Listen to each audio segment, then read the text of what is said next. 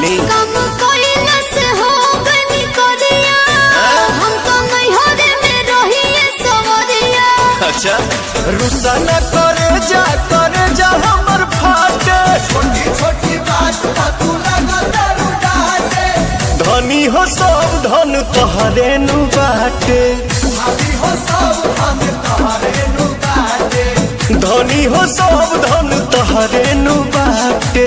भाभी हो सब हम तोहरे नु बाटे। भगवा के ना लो।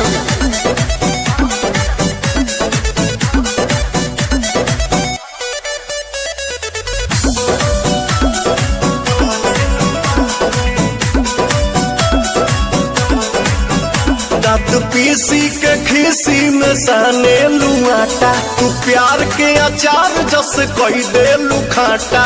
हाँ तो सुना, का बोला अब तहरा से हम बतियाई बहो, राजा मिलने से बड़ी परेशान हम भइली हो, दुख झेलने से। लागे लू प्याज ढक दांत से काटे, धनी हो सब धन तोहरे नु बाटे। भाभी हो सब हम तोहरे नु बाटे। धनी हो सब धन तोहरे नु बाटे। भाभी हो सब हम तोहरे नु बाटे।